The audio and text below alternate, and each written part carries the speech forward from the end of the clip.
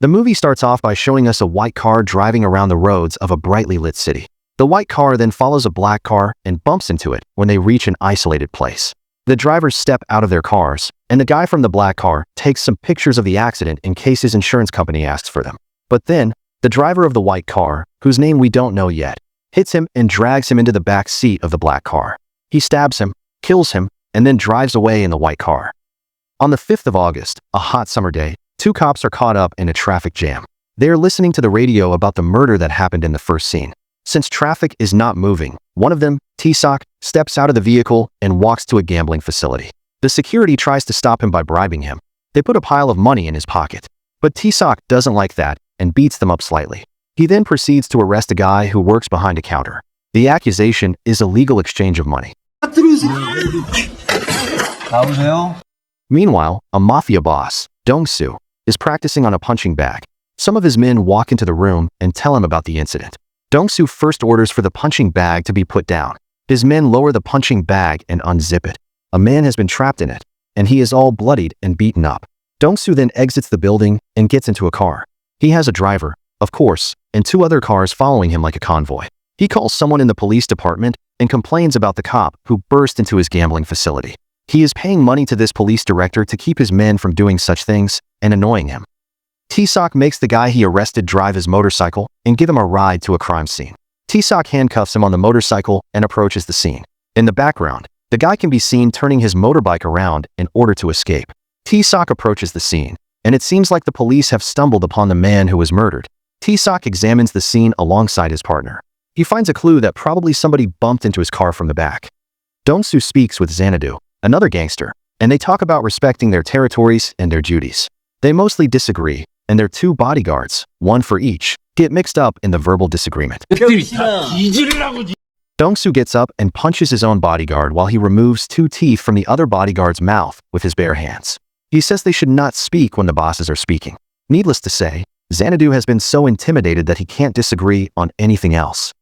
At the police station, a group of men are having a meeting, and they are analyzing the victim's life. He has no debts and no enemies. Then, they try to build a profile around the killer. Tae-suk suggests that he must be a serial killer because there have been two more killings where a knife of the same length has been used. The other men disagree with Tae-suk, while at the same time, the director picks on him because he crushed the gambling facility without having the jurisdiction to do so. Tae-suk won't change his mind. He just wants to catch bad guys. Dong-soo walks out of the building with his bodyguard holding an umbrella above his head. He orders his car to take the other men and go home. He is not drunk, and he will drive on his own. On the way, Dong-soo is driving while talking on the phone. Suddenly, a car bumps into his car from behind, and he hangs up. The driver steps out of the vehicle. The other man is not just anyone. He is the serial killer. Dong-soo doesn't want to notify his insurance company about the accident and walks away. The killer won't let him, though. He surprises Dong-soo and stabs him twice. But Dong-soo is not an easy target. A fight breaks out. Dong-soo eventually takes the knife out of the killer's hands and stabs him back. The killer gets in his car and runs over Dong-soo. Dong-soo is transferred to a hospital while his men go hunting and killing other members of the underworld to get their revenge. At the same time, the serial killer cleans his knife and takes care of his wound. He then walks through an outdoor facility, finds another target, an old man, and stabs him. Dong-soo wakes up and talks with his bodyguard. He has no idea who the attacker was, but he tells his guard to look for a white sedan. Tae-suk visits Dong-soo to get his statement, but Dong-soo gives him nothing. Tae-suk goes on to examine Dong-soo's car and makes the connection. A white sedan has bumped into his car from the back. It must be the same person. Tae-suk speaks with the police director and tells him to stop covering up for Dong-soo. He says they need to bring him in for an interrogation. After all, Dong-soo has seen the aggressor's face. He furthermore claims that he was right about the serial killer thing. He must be the serial killer. Who else would have the guts to attack the leader of a gang? The director doesn't want to hear it anymore and kicks him out of the office. A montage shows us the serial killer stopping by a gas station to grab a coffee from the vending machine. He spots a man and stabs him to death, while at the same time, Dong-soo is describing the face of the killer to a woman. She is drawing a sketch, and she gets it pretty close. Dong-soo gives the sketch to his bodyguard and orders him to find the attacker before the police do. While the killer is driving the truck, a man wakes up. He's been sleeping in the cabin of the truck. The killer eliminates him as well, but the knife drops out of the truck and rests on the side of the road.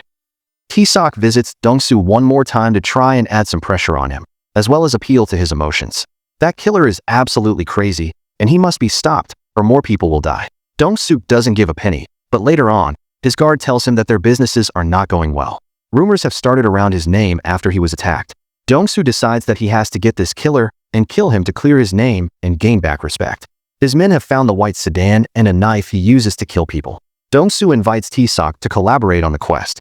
If Tae-suk finds him first, he can bring him to justice, but if Dong-soo finds him, he will punish him as he wishes. They share all the information they have so far, and Dong-soo reveals his camera, which has been filming the whole time they were talking. Of course, he needs some collateral for working with the cop, and so the gangster and the cop are working together to catch the devil. The killer must be around 35 years old, and he exclusively kills at night. Tae-suk shares the secret with his partner and another officer, and he tells them they will assist the gangsters in finding the killer, and then they will arrest him.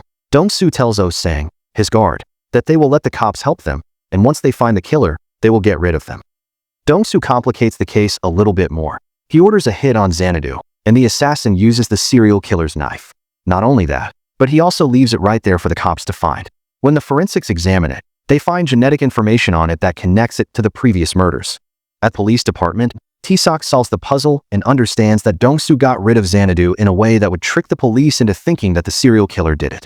Tae-suk visits Dong-soo, and they have a fight, but he can't really do much about it. The news is reporting about Xanadu's death. A new team is swarming the police department to help with the investigation.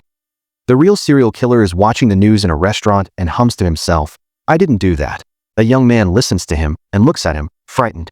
The killer gets up and leaves. On his way out, he taps the young man on the shoulder. At Xanadu's funeral, the serial killer is sitting among the crowd and is keeping an eye on Dong-soo. He approaches Xanadu's bodyguard and gives him a note, which reads, "Xanadu was killed by my knife, but not by me." His face points at Dong-soo.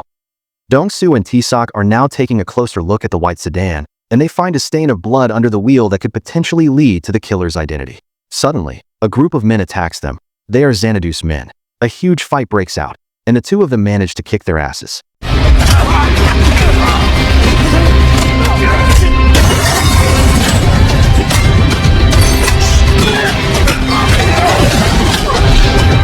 Later on, Tae-suk and his partners get a lead on the serial killer, and they actually get to see him with their own eyes. They hunt him down along the streets, but he manages to evade them. They discover a place where the killer ate and drank. 소주도 일병 마셨어요. They start looking for the bottle he drank from and visit a factory where the empty bottles get returned for recycling. They also bring the forensics team with them to try and get some new leads or clues.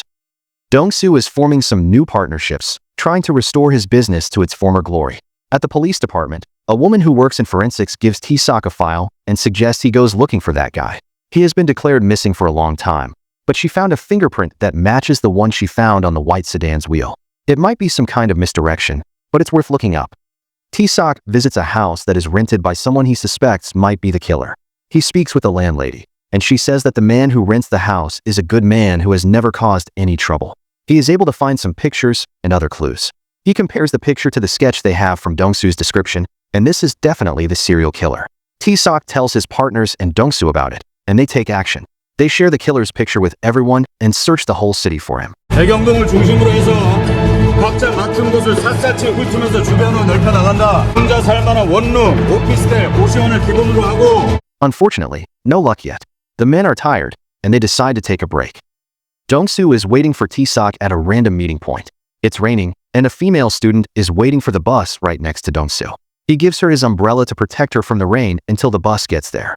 Dong-soo, Tae-suk, and their men are eating dinner when the news broadcasting on the TV draws their attention. The student to whom Dong-soo gives his umbrella has been found dead. He gets angry, and everyone gets up to search for the killer again. This time, they spot him in a car, and a car chase takes place.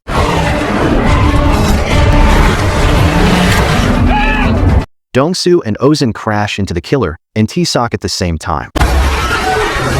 However, the killer escapes on foot through the dark alleys. They split up to chase him. The killer stabs Eun-saem.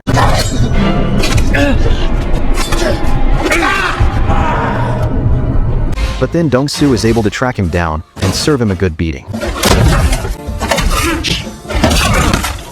Dong-soo takes him to a warehouse and tortures him. When he is ready to chop his head off his shoulders, Tae-suk crashes into the warehouse with his car and knocks Dong-soo out. He then formally arrests the killer and takes him to the police station. One more problem occurs when the police do not have enough evidence to send the killer to death row. Tessa convinces Dong-soo to present himself as a witness in court. Dong-soo will do it if Tae-suk promises him to send him to the same jail as the killer. Dong-soo appears in court and proves that the killer has indeed attacked him. When they fought, he stabbed the killer in the left side of his chest. The policeman undresses the killer, and he has a wound right in the indicated area of his body. The killer ends up in jail alongside Dong-soo, who will probably kill him before the execution of his death sentence. And the movie ends. Make sure to subscribe and turn on notifications so you can watch more videos like this.